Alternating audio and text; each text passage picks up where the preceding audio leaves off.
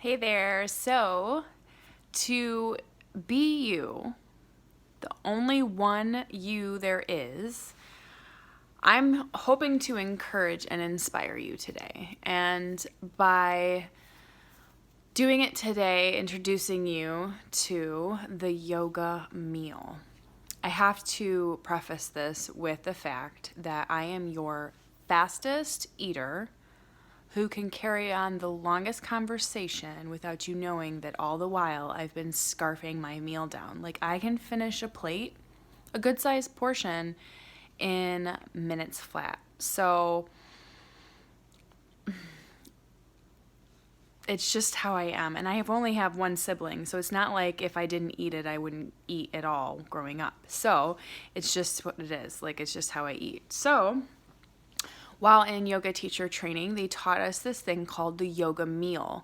And why it's a blessing and why it should be an encouragement to you, because it is to me, is it literally slows you down, makes you more conscious each bite, and also aware of your company, right? I mean, I'm very engaging. Like I said, I can carry a conversation on while scarfing down my food. But I mean, I'm sure it's entertaining, but I can truly engage with someone. And that listening that I was telling you about, the empathic listening a while back, I think the video is called Shut Your Mouth. You can do a lot of that with yoga meal. And I can tell you how that is because there's several steps to making a yoga meal a true yoga meal. So the first step is that you give thanks for the meal that is in front of you. And it doesn't matter how big or small the meal is. It's conscious eating, it's awareness, it's mindfulness, right? Because it's a lot of what yoga is. It's just being mindful, being present in the moment. So you start with gratitude. Then, obviously, while you're being grateful for your food, the smell of the food, it's all part of the process. Your body's like aware that something's going down, something's about to be consumed, so it's preparing with just the smell of whatever you have under your nose while you're giving gratitude. So there's that. Then you take a bite and you keep your mouth closed the whole time. You chew until all of the bites are small enough to swallow. You don't just chomp, chomp, swallow, right? Choke it down. No, you consciously chew until it's small enough to swallow. And until it's swallowed, you put your fork down. You don't go for the next bite before you're done chewing. You don't go for the next chip before you're done chewing. That was the hardest thing for me. Like, literally, I'm on like autopilot. Eat, like I have a process. My elbow and my mouth are working together at dinner time or mealtime. So always going for the next chip, whatever the case. So this is hard. So you take a bite, you chew it till completion, then you get another bite, and so on and so forth.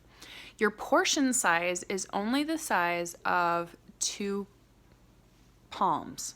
Okay, so whatever would fit in 2 of your hands, you start with that. It doesn't mean that's your whole meal. No, this is just part of the steps, okay? So you initially start with just 2 palms of your hand size food portions, okay? I'm not telling you what to eat, I'm just telling you how. It's a blessing, trust me. So smaller portions, slower chewing, and keeping the fork down so you're not taking one bite and ready for the next before you're even done. Okay, so the portion size smaller. And then when you're done with that portion, you wait 3 to 5 minutes. Okay, all the while you're not drinking anything. So I guess you're supposed to wait 30 minutes after you've had something to drink before you have your yoga meal. And then you wait 30 minutes after you're done eating to have more beverage. So like water or whatever, you're to wait because it's kind of interferes with the process. I don't know if you're getting anything out of this, but I'll tell you the truth. I have a funny story around it. I'll get back to it, I promise. I'll try my best to remember. So after that, if you've decided that you need more food, you've waited 3 to 5 minutes without eating anything else, you may go back for 1 palm size of food, okay? And then you go through the same process. You eliminate distractions around you all the while. So you don't have technology, you don't have your phone next to you, you don't have music. Well, yeah, you're not supposed to have music on, you're not supposed to have the TV in front of you. Like literally, it's all very mindful. And of course, you can take whatever works for you. Like if you just want to slow down, you can eliminate the you can choose whether or not you eliminate the distractions, but you can eliminate steps in the process as well. Just so long as you remember some of the things that might benefit you. So there's no distractions. I've actually done yoga meals with my family, and it's not easy, right? Because I want to bark orders at them, but I'm chewing. I can't. I have to keep my mouth quiet. I have to keep my lips closed. So it's a very conscious exercise, but it's a beneficial one. So then you finish that. And I'm sure I'm missing something. I'm so far removed because obviously I've gone back to my ways. But I'm going to, because I'm on the cusp of a trip with my husband. We're going to be gone for a week. And I'm going to challenge myself to do my yoga meals again. And I'll tell you why. Because I think it was during training. And we were required to do one yoga meal a day. We didn't have to do it for every single time we ate. But we did have to do it one meal a day and journal about it. Well, I hadn't done my yoga meal at all until it was time to go on our date. We were going to a nice restaurant together. We were going to catch up. And I literally did my yoga meal with him there. I didn't tell him I was going to do it, but he noticed because he's a typical, I think that most of the human population eats more like him. They're not like scarfing their food down and engaging in conversation with like chipmunk cheeks with food, up in there. So he's noticing that it's quieter. Again, I can monopolize the airtime. It's quieter. My wife is eating with me. She's not done just looking at me, waiting for me, it's one thing to engage in conversation, but it's also something else when you get to enjoy a meal together. Like he felt like he wasn't being waited on. He felt like we were together. We were enjoying something together. We were experiencing this together. And he acknowledged it. He's like, something's different. Are you doing a yoga meal? And I said, yes, after I was done chewing.